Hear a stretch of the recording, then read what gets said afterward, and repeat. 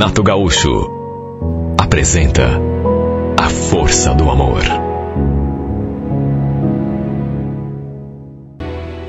Conheci a Eliane através de uma amiga ali do trabalho. As duas eram primas. Na época, eu morava junto com uma mulher e já fazia uns 2 anos mais ou menos. Mas não éramos casados e também não tínhamos filhos. E a Eliane também morava com um cara nessa época. Também não era casado no papel e também não tinha filhos. Apesar de nós dois sermos comprometidos, assim de um certo modo, desde que nos conhecemos, deu para sentir que pintou um clima, como se diz. Da minha parte, não foi difícil isso acontecer, porque ela era tão bonita e tinha uma boca. Mas sabe aquela boca natural? Hoje em dia, fazia um diabo aí para as bocas ficar tudo igual. Ela não. Natural. Eu nunca tinha visto uma boca tão bonita. Foi o que mais me chamou a atenção. Enquanto a gente conversava, eu não conseguia desviar os olhos daqueles lábios. Nos vimos 3 vezes, sempre com aquela minha colega de trabalho junto. E é claro, não aconteceu nada, né? Até que, naquele terceiro encontro, trocamos telefones e passamos a trocar mensagens. Eu não lembro exatamente a partir de que momento. Deve ter demorado, assim, umas 2 semanas e meia, até que começamos a trocar mensagens, digamos assim, mais picantes. Ela que começou. Um dia, logo depois do almoço, lembro que eu estava voltando para a empresa quando recebi aquela mensagem. Na verdade, era uma foto. Ela tinha tirado uma selfie, só que destacou a parte da boca e enviou para mim. E depois mandou aquele áudio. Ó, já que aquele dia você falou da minha boca, resolvi te mandar uma foto para você lembrar de mim.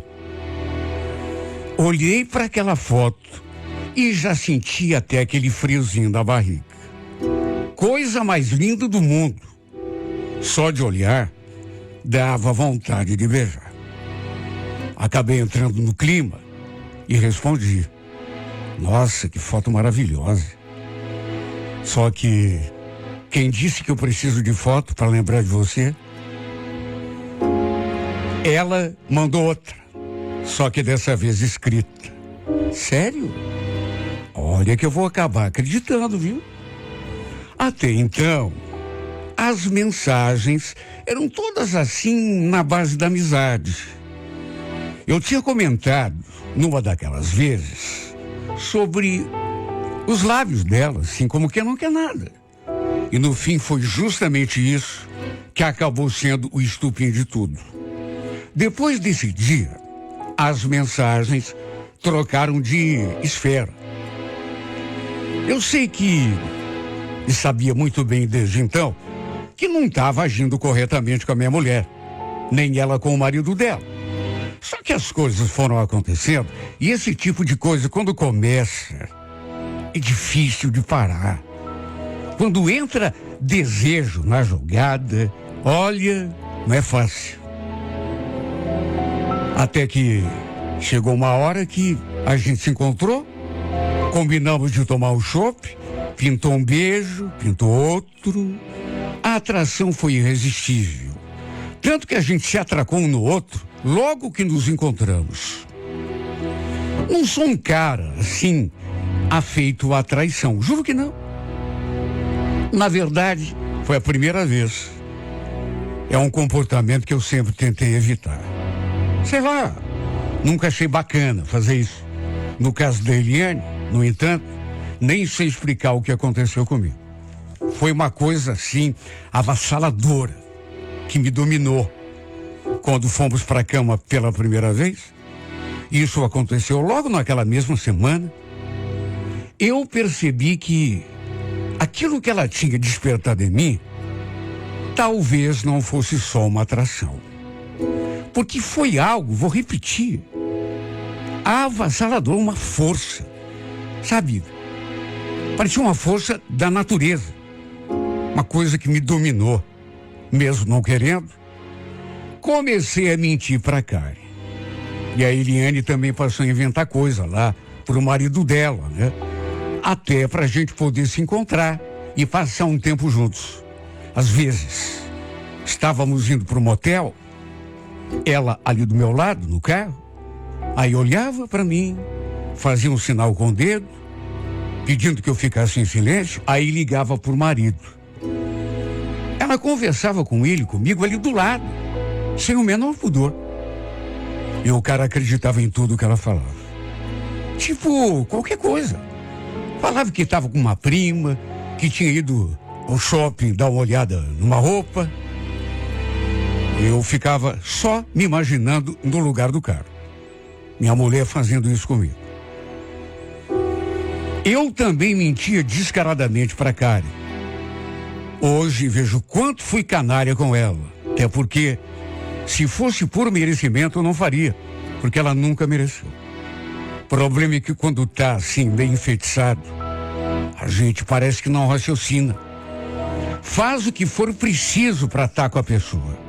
Em resumo, 7 meses depois, eu não tinha mais condição de prosseguir com o meu casamento. Tava perdido de amores pela Eliane. A gente conversou e decidimos que íamos terminar, tanto eu quanto ela, os nossos casamentos. Fiz isso primeiro. Conversei com a Karen, falei que não estava dando mais, que, claro, não falei do motivo, né? Não falei de que estava gostando de outra, não, mas simplesmente me separei e saí de casa. Claro que falando assim, pode parecer que foi uma coisa fácil, mas olha, não foi, viu? A Karen naturalmente que não aceitou, fez de tudo para eu mudar de ideia, só que no fim prevaleceu a minha vontade. Não adianta, quando um não quer, não tinha mais como. Eu já não estava conseguindo levar aquela vida dupla. E claro, também era difícil saber que a Eliane ainda dividia a mesma cama com outro cara.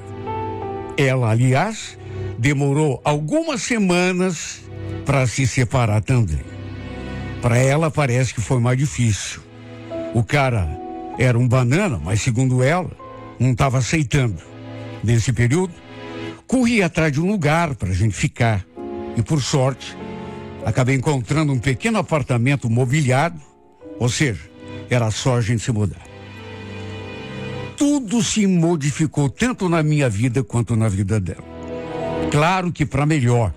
Quer dizer, no começo, enfrentamos alguns perrengues, porque quando a Karen e o ex-marido da Eliane descobriram, sabe que a gente estava junto, se deram conta do que tinha acontecido na realidade, né?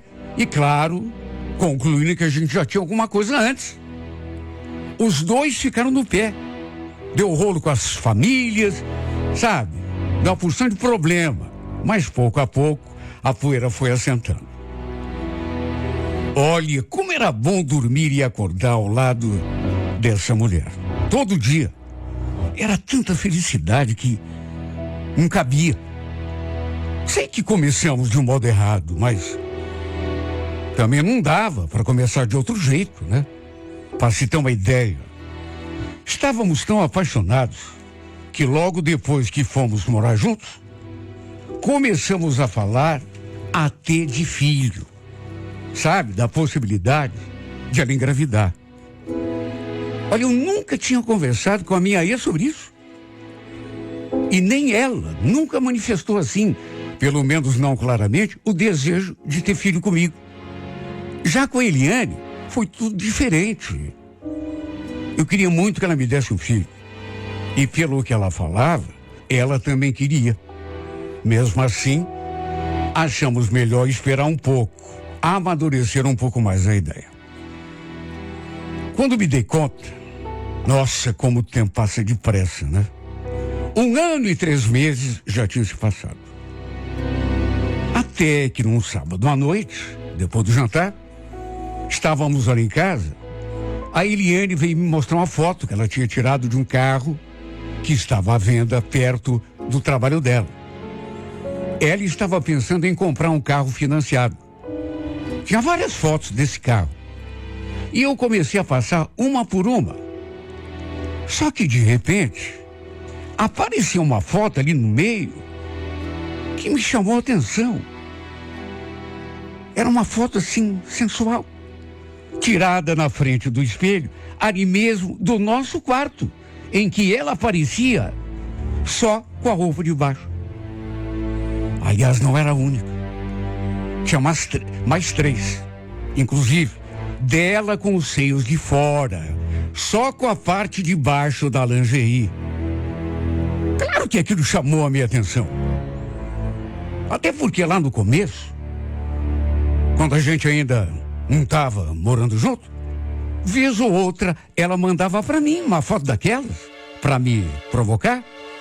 Olha, eu não sei explicar, mas me deu um clique. Dei uma olhada para ela e perguntei: que é isso aqui, hein, Eliane?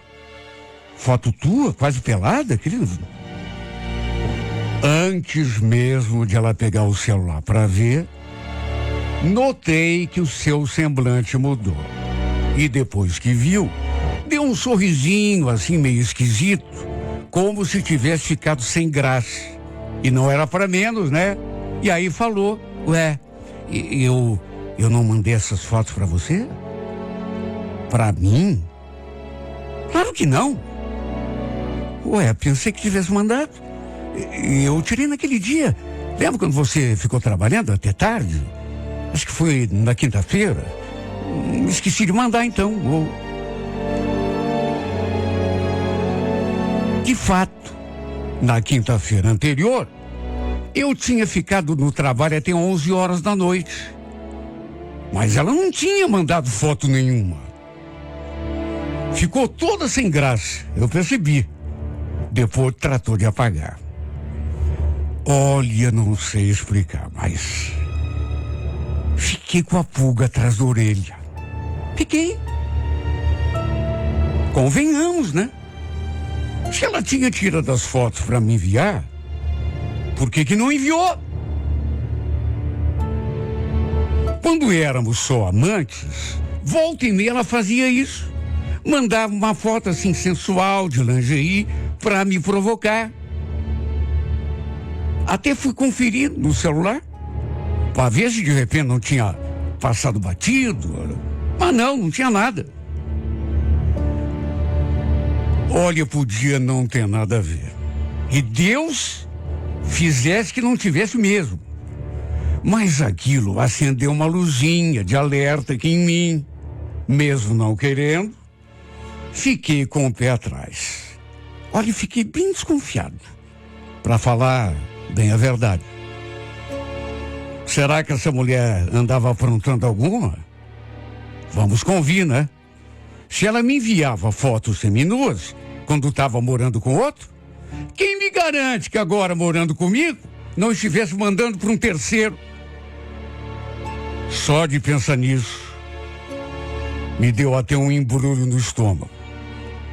Não devia ter nada a ver, mas é porque eu acho que ela não seria capaz. Só que ao mesmo tempo, fica a pulga.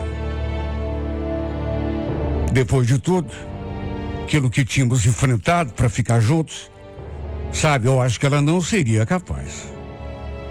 Ou será que seria? Eu confiava nela. Mas é aquilo que falo, né? Segura o moio de velho.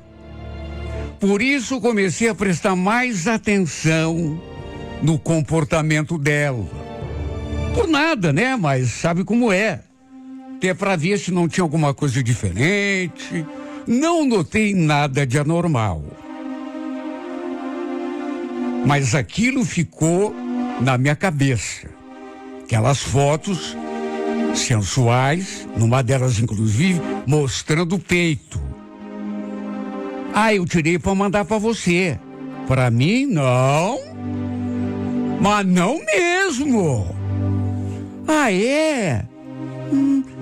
Então esqueci. Esqueceu? Eu, hein? Fiquei com aquela cisma. Qual é o homem que não ficaria? Lembro que um dia ela mandou uma mensagem dizendo que tinha ido ao shopping com uma amiga depois do serviço. E eu fiquei muito encafifado.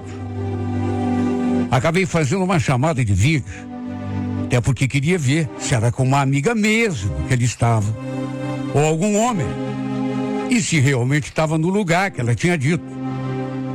Sabe o que aconteceu? Sabe o que aconteceu? Ela não atendeu. Ela não atendeu. Por que será que não tinha atendido? Sabe, fiquei com aquilo na cabeça. Aquilo me deixou mais cismado. Liguei de novo e adivinha?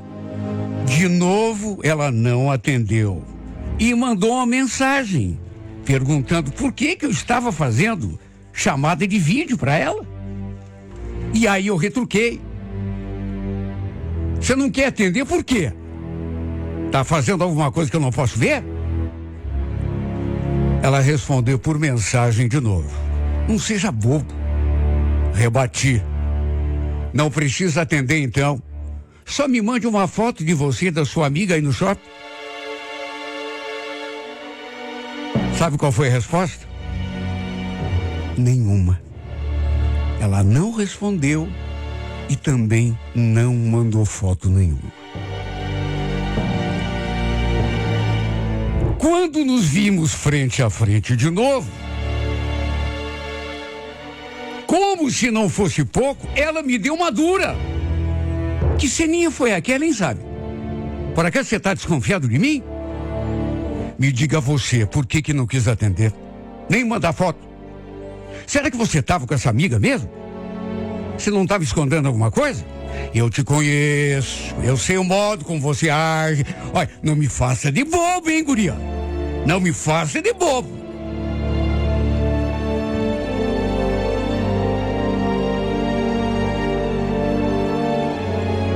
Falei aquilo por conta das mentiras que ela contava para o ex-marido dela. E isso ninguém me contou. Eu assisti, dentro do meu carro, ela indo pro motel comigo e contando pro marido por telefone ali. Olha, eu tô saindo com a minha prima. Eu tô indo ver uma blusinha no shopping. Aham. Ela me chamou de idiota, se irritou e me chamou de ridículo. Resultado, foi o primeiro desentendimento sério. Olha, eu não queria brigar com ela. Só que não consegui segurar. A desconfiança começou a tomar conta de mim. Fiquei meio paranoico. Quando éramos amantes, ela tratava o então marido como um trouxa, um banana. E só de pensar que ele estivesse fazendo a mesma coisa comigo, olha, só eu sei o que eu sentia. Repito, ela ligava para ele na minha frente e dava as respostas mais esfarrapadas do mundo para a gente poder ficar junto. E eu comecei a lembrar disso. Será que ela seria capaz de fazer o mesmo comigo? Nunca tinha acontecido nada assim de mais sério que me desse total certeza que ela estava aprontando. Tirando aquela história das fotos sensuais e também daquele dia que ela falou que saía com a amiga, mas não quis atender minha chamada, eu não tinha prova concreta nenhuma. Só que o ciúme aumentava dia a dia mais e mais. Isso começou a impactar o relacionamento. A gente passou a brigar. Coisa que antes era raro. Porque eu comecei a insinuar coisas e a botar em dúvida a fidelidade dela. E olha, era visto que uma hora ou outra aquilo acabaria acontecendo. Um dia, ela se cansou de vez e explodiu. No meio do bate-boca, ela derrubou um vaso no chão que se espatifou. Depois foi pro quarto, me deixou ali na sala falando sozinho. Lembra que eu ainda disse, isso, foge, foge. Depois ainda disse que não tem culpa. Se não tivesse culpa, não fugia. Se tranca no quarto, vai.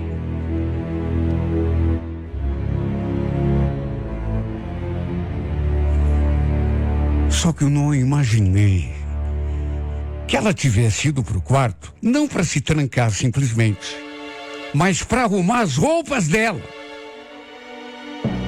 E conseguiu, até porque eu não fui atrás. Aliás, até saí para fora para respirar um pouco. Quando voltei, ela estava saindo do corredor com aquela mochila na mão. Que é isso? Uma mochila, você não está vendo? Mas para que isso? Foi o rumo da porta e antes que ela abrisse, eu a segurei pelo braço. Onde você está indo, Eliane? Me solta, sabe? Solta!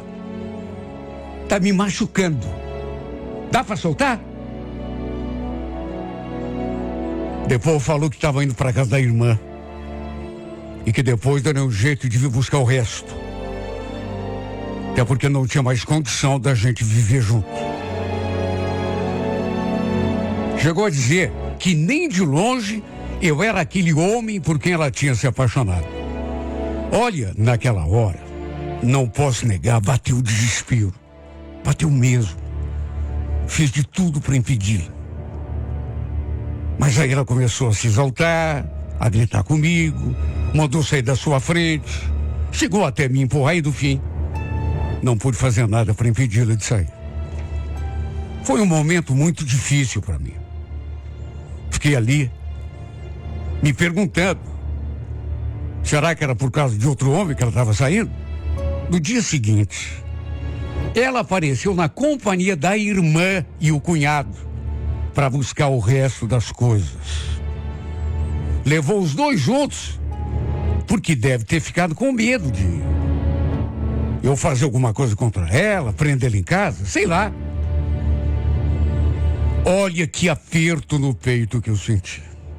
Agora, o pior mesmo foi que mesmo ela tendo me deixado, eu não consegui afastar aquela suspeita. A paranoia tomou conta de mim, sei lá, eu comecei a vigiar os seus passos, mais ainda, depois que ela saiu de casa. Mesmo agora, ela não me devendo nenhuma explicação. Olha, tinha dias que eu saía mais cedo do serviço só para bater ponto lá na frente do trabalho dela. Ficava lá escondido, só para ver se algum homem iria buscá-lo de carro, como eu fazia às vezes, nos tempos em que a gente era amante, ou então na hora do almoço. E o pior foi que também comecei a infernizar a vida daquela minha colega de trabalho, que era a prima da Eliane, aquela que nos apresentou. Eu já vinha fazendo isso. E depois que a Eliane me deixou, tudo piorou. Porque eu queria que ela me ajudasse a reconquistar a Eliane. Só que a coitada não podia fazer nada. Olha, eu tenho consciência de que enchi tanta paciência dessa mulher. E o pior foi que, apesar das minhas suspeitas de ter vigiado os passos da Eliane durante algum tempo, nunca consegui descobrir nada, pelo menos nada assim de concreto. Se ele estivesse se encontrando com outro cara, devia estar fazendo isso muito bem escondido. De repente, sua prima deve ter comentado com ela que eu andava vigiando e passou a se cuidar. Sim, vai saber. Até que acabei me dando conta do papel ridículo e idiota que eu estava fazendo. Correndo atrás de uma pessoa que dava todas as mostras de que não ligava mais para mim. Se quisesse alguma coisa comigo, mesmo com as brigas, com o ciúme, ela teria pelo menos me dado uma segunda chance. Talvez eu tenha sido o culpado pelo fim do nosso relacionamento. Porque, repito, a paranoia começou a tomar conta de mim Até que chegou um momento que eu não conseguia me segurar. Eu lembrava das coisas que ela fazia quando ainda estava morando lá com o ex-marido, que ela fazia comigo. Do jeito como ela tratava o Bocó, das mentiras que contava para ele, das desculpas esfarrapadas que ela dava para poder ir comigo até o motel. E só eu sei como me sentia. Sabe aquele provérbio, o feitiço voltou contra o feiticeiro? Tudo isso começou a me envenenar, a me fazer desconfiar de algo que talvez nem estivesse acontecendo. Ou será que estava? Não sei. Essa dúvida me deixa louco. Às vezes eu fico a noite toda acordado, só pensando nisso. Será que ela me traía? Será que ela andava fazendo comigo o que fazia com ele? Chega uma hora que eu acredito que sim. E aí prometo a mim mesmo: mas eu vou acabar com a tua raça. Se me paga! Se me paga! Dali a pouco eu penso: talvez não. Talvez não. Ela só não suportou as brigas, os meus surtos, minhas acusações sem prova, e no fim resolveu me deixar. Será que foi isso? O fato é que até hoje, quase 4 meses que nos separamos. Verdade que nunca tive uma prova concreta de que ela andava me enganando. Mas o que eu tenho aqui na minha memória, das coisas que ela fazia com o outro, aquilo me envenenou de um tal modo que eu... Tem horas que eu vejo ela me traindo. Ainda hoje parece que eu vejo a cena. Ela com outro cara, dentro do carro dele, dizendo que: olha, eu tô com a minha prima aqui no shopping. Eu vim ver umas blusinhas. De repente estava com o cara, do jeito que fazia com o outro. Às vezes eu penso até que vou enlouquecer. Nem agora. Quase 4 meses, nunca vi com outro cara. Por um lado, o fato de saber que ela talvez nunca tenha me traído me conforta, me deixa mais aliviado. Só que por outro lado, só de pensar que todas aquelas brigas talvez tenham sido por motivos idiotas, que a minha desconfiança nunca teve fundamento, me afundo ainda mais na tristeza. Porque nesse caso, fui eu o culpado por a gente se separar. E nessas horas eu sinto uma amargura, uma vontade de bater a minha cabeça na parede, de tanta raiva que eu sinto de mim. Porque se for assim, eu a perdi por nada. A perdi por ser um idiota, um inseguro, porque não confiei no meu taco, porque deixei a paranoia falar mais alto que o meu amor e tomar conta do meu corpo, do meu espírito e da minha alma.